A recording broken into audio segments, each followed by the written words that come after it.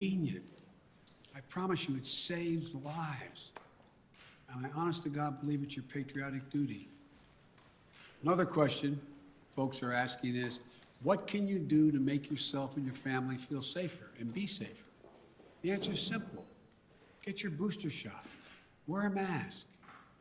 Our doctors have made it clear. Booster shots provide the strongest of protections. Unfortunately, we still have tens of millions of people who are eligible for the booster shot but have not yet gotten it. They've gotten the first two shots, but they've not gotten the booster. Folks, the booster shots are free and widely available. Over 60 million Americans, including 62% of eligible seniors, our most vulnerable group, have gotten their booster shots. I got my booster shot as soon as they were available. And just the other day, former President Trump announced he had gotten his booster shot. Maybe one of the few things he and I agree on. People with booster shots are highly protected. Join them, join us. It's been 6 months or more since my second shot.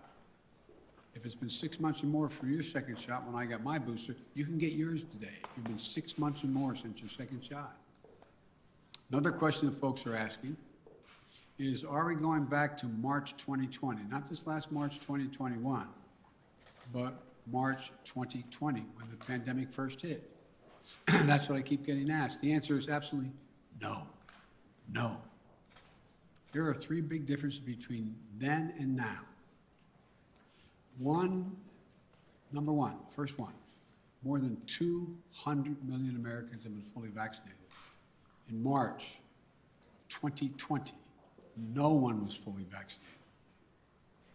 What that means is today, a case of COVID-19 for fully vaccinated and boosted person will most likely mean no symptoms or mild ones similar to the common respiratory viruses. Over 200 million Americans should have the peace of mind that they did not have in March of 2020. They're protected from hospitalization, and they're protected from death.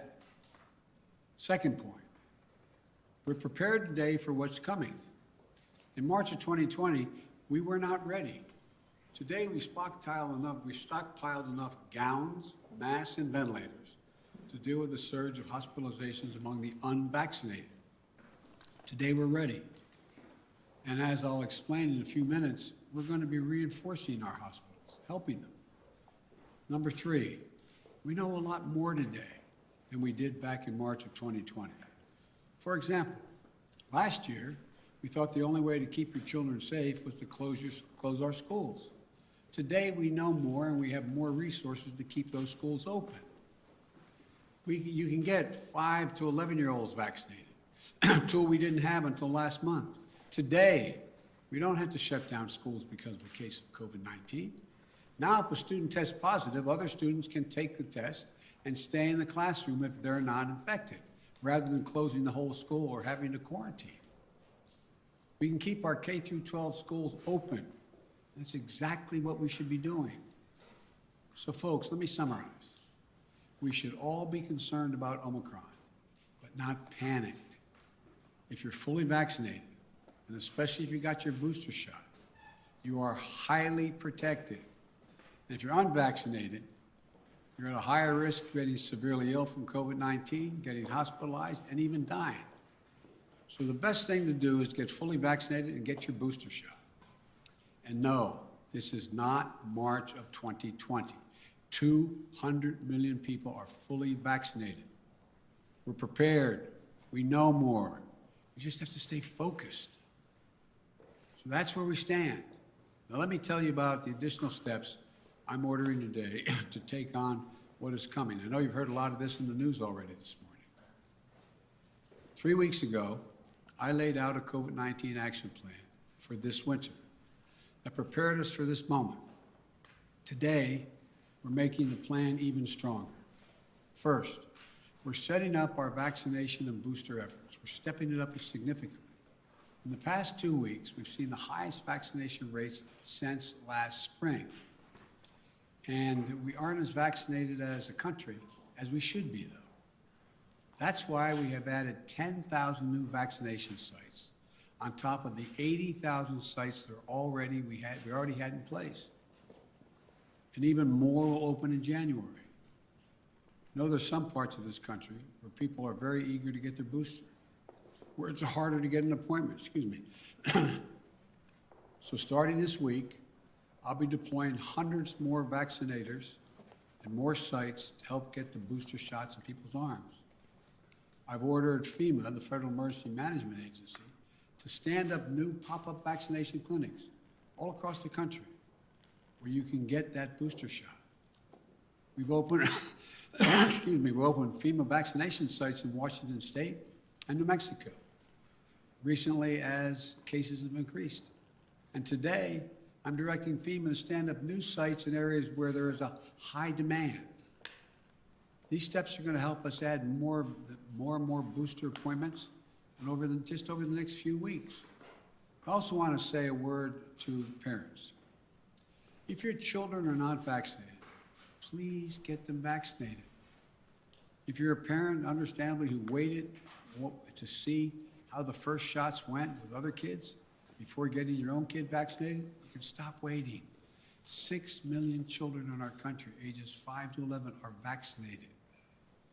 Get your children protected today, now. For those parents out there who have a child that's too young to be vaccinated, that is under the age of 5, I know this can still be a scary time. But one thing you can and must do while we await vaccines for children under 5, get yourself fully vaccinated and boosted, as well as those around you, your children, your caregivers, your siblings. It's critical to mask up in public indoor places. We know that our youngest children have only rarely been impacted by serious COVID-19 cases, but they can be further protected if they're surrounded by vaccinated people. And again, to folks who are not vaccinated, you might think you're putting only yourself at risk, but it's your choice. Your choice is not just a choice about you. It affects other people. You're putting other people at risk. Your loved ones, your friends, neighbors, strangers you run into. And your choice can be the difference between life or death. The longer the virus is around, the more likely variants form. It may be deadlier than the ones that have come before. Let me say again and again and again and again, please get vaccinated. It's the only responsible thing to do. Those who are not vaccinated are causing hospitals to become overrun again. I just spoke to the governor of New York. Every COVID-19 hospital means someone with a heart attack, cancer, or other serious illness may not get that bed and that life-saving care they need in the hospital. Look, let me give it to you straight again. Omicron is serious, potentially deadly business for unvaccinated people. Let me be clear. Thanks to the prior administration and our scientific community, America is one of the first countries to get the vaccine. Thanks to my administration and the hard work of Americans, we led a rollout, made America among the world leaders in getting shots in arms. But uptake slowed this summer as vaccine resistance among some hardened. Look, the unvaccinated are responsible for their own choices. But those choices have been fueled by dangerous misinformation on cable TV and social media. You know, these companies and personalities are making money by peddling lies and allowing misinformation that can kill their own customers and their own supporters. It's wrong. It's immoral. I call on the purveyors of these lies and misinformation to stop it. Stop it now. One of the other things that we know that has to be done is more testing. Because Omicron spreads easily, especially among the unvaccinated. It's critically important that we know who's infected. That means we need more testing. And on that score, we're now where we should be. Yes, we have over 20,000 free testing sites. Yes, we've used the Defense Production Act and spent $3 billion to greatly expand the number of at-home tests available for purchase online and at your local pharmacy. And yes, we made sure insurance covers the PCR tests you get in the hospital or at your doctor's office. But starting next month, private insurance will also cover at-home testing. So you can order a test online and get reimbursed. We're providing access to free at-home tests for those who may have insurance as well, may not have insurance, I should say, as well. But it's not enough. We have to do more. We have to do better, and we will. Starting this week, the federal government will set up emergency testing sites in areas that need additional testing capacity. Before Christmas, the first several of these federal testing sites will be up and running in New York City, with many more to come. This free testing is going to help reduce the waiting lines, the time you have to stand there, and sometimes it's an hour or more. We're going to continue to add federal testing sites where needed, so that if you want an immediate test, there'll be a place where you can go get it. We also need to do better with at-home testing. So I'm announcing today the federal government will purchase $1.5 billion, that's not million, billion with a B, additional at-home rapid tests with delivery starting in January. We'll be getting these tests to Americans for free. We'll have websites where you can get them delivered to your home. We've arranged for it to be easier for you to find a free COVID testing site near you on Google. Just enter COVID test near me in the Google search bar, and you can find a number of different locations nearby where you can get tested. We're going to continue to use the Defense Production Act, as we did earlier this month, to make sure we're producing as many tests and as quickly as possible. The bottom line is it's a lot better than it was, but we're taking even more steps to make it easier to get tested and get tested for free. Next, we're preparing hospitals for what's coming. Those 40 unvaccinated adults have a good chance of getting COVID-19, and some of you will get very sick. That'll mean hospitals are going to get extremely stressed again, both in terms of equipment as well as personnel to care for those who get sick. That's why my administration has stockpiled and pre-positioned millions of gowns, gloves, masks, and ventilators. We call it PPP. We're ready to send them immediately to any state that needs more. In addition, I've directed the Pentagon to mobilize an additional 1,000 troops to be deployed to help staff local hospitals and expand capacity. That's 1,000 military doctors, nurses, and medics. We've already started moving medical teams. They've already landed in Wisconsin and Indiana this week.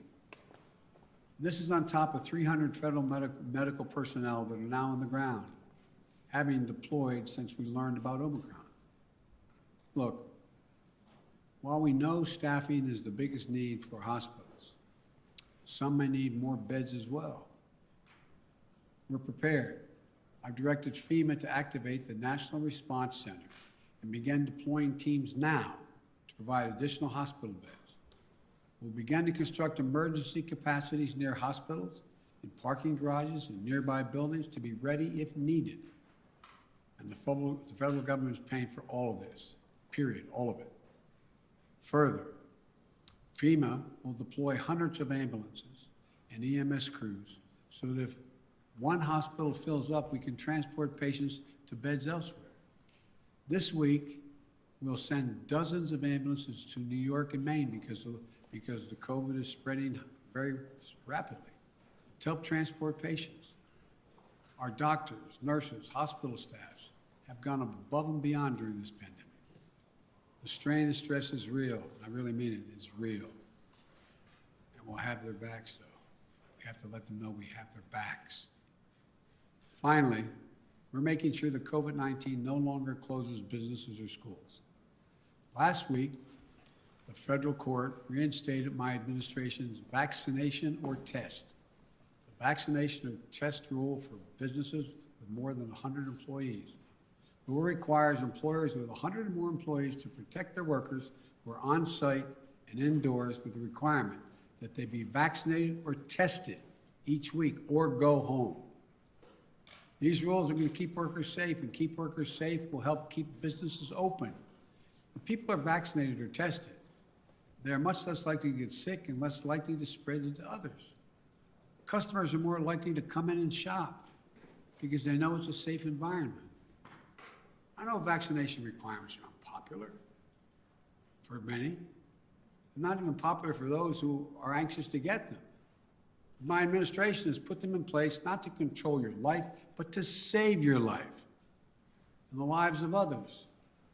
Where 400,000 Americans died from COVID this calendar year, and almost all were unvaccinated. Almost all were preventable.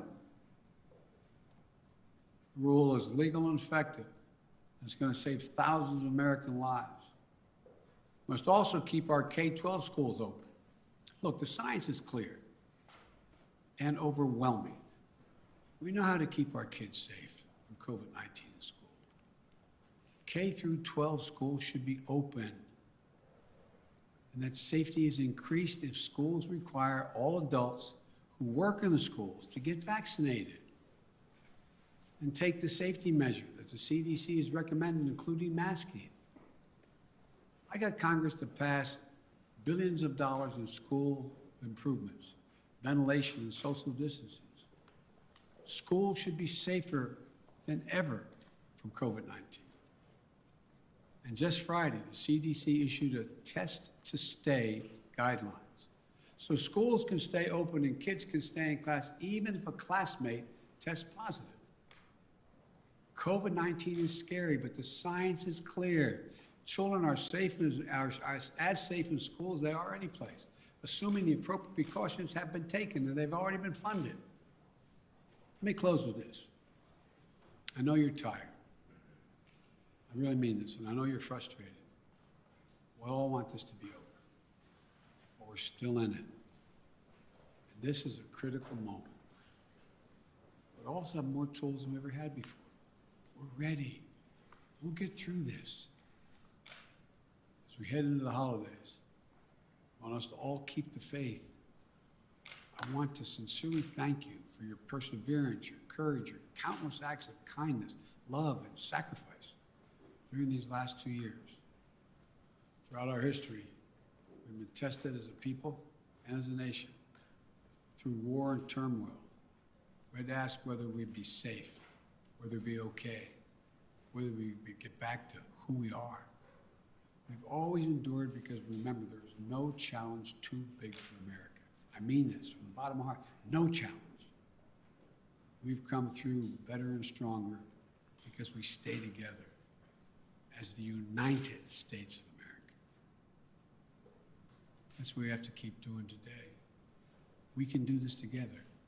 I guarantee you. May God bless you all, and may God protect our troops. And happy holidays. God love you all. Thank you. Mr.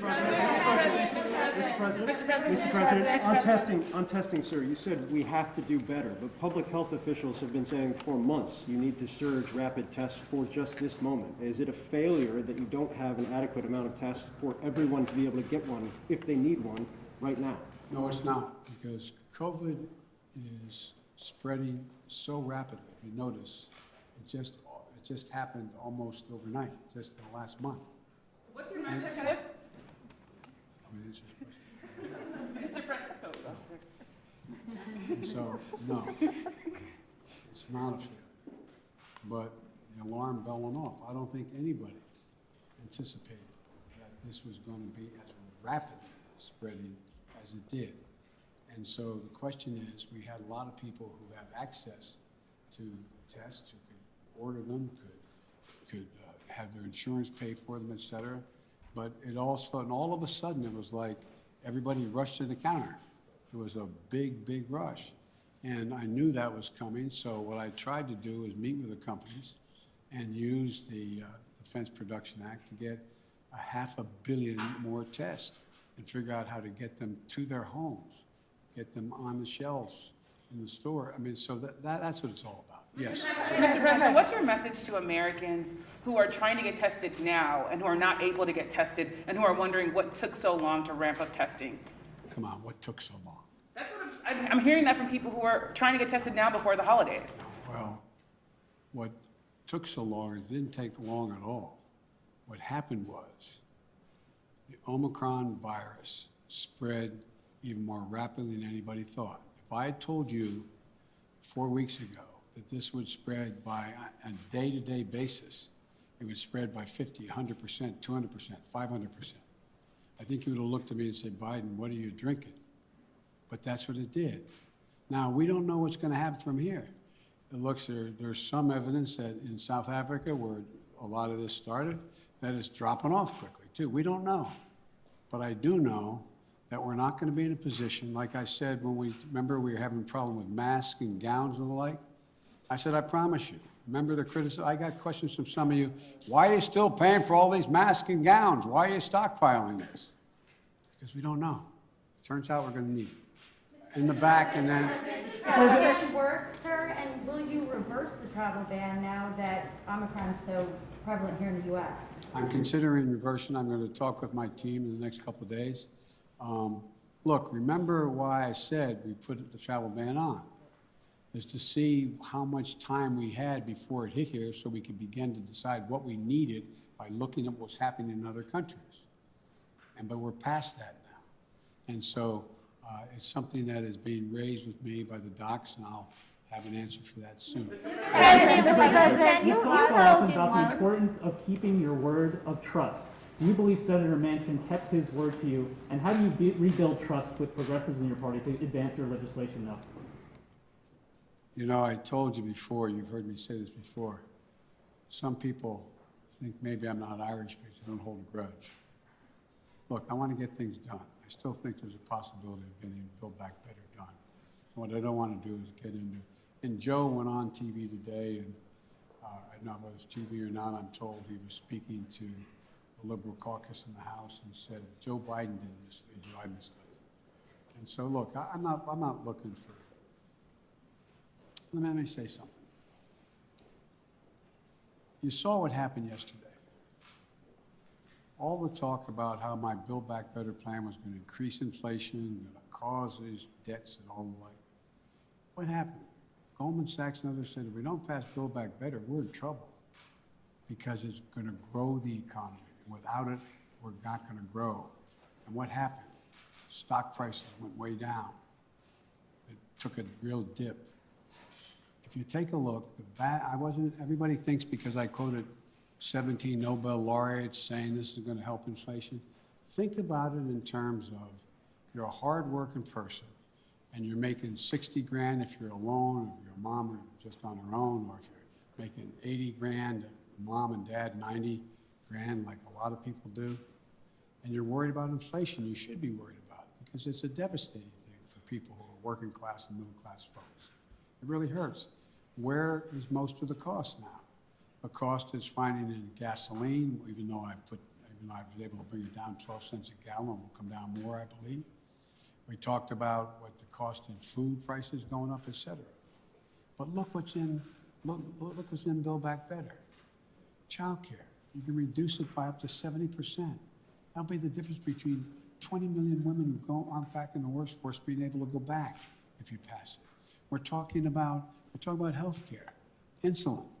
In a situation, we got 200,000 kids with type 1 diabetes. You know what it's costing? It cost somewhere between 10 cents and $10 to come up with a formula, okay, a while ago, right? You know what it's costing on average? $560, $640 a month, up to $1,000 a month. What do you do if you're a mom and a dad working with minimum wage, busting your neck? You look at your kid, and you know if you don't get that vaccine for him, if you don't get that drug for him, if you don't get be able to take that, what happens? They're likely to go in a coma, maybe die. Not only do you put the kid's life at stake, you strip away all the dignity of a parent looking at their child.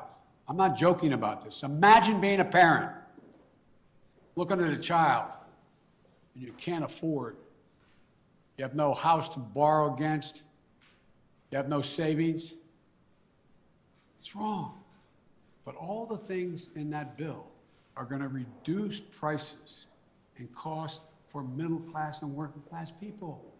It's going to reduce their costs. What's inflation? Having to pay more than the money you have because things have gone up.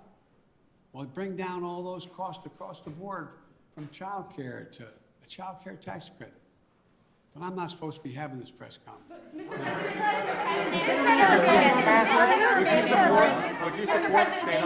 Mr. President, did Senator Manchin break his commitment to you? When you announced the framework, the White House says that all 50 senators were believed to get behind it, all 50 Democratic senators. So did Senator Manchin break his commitment to you? Senator Manchin and I are going to get something done. Thank you. Sir, do you still have the card with the deaths? Ukraine, sir.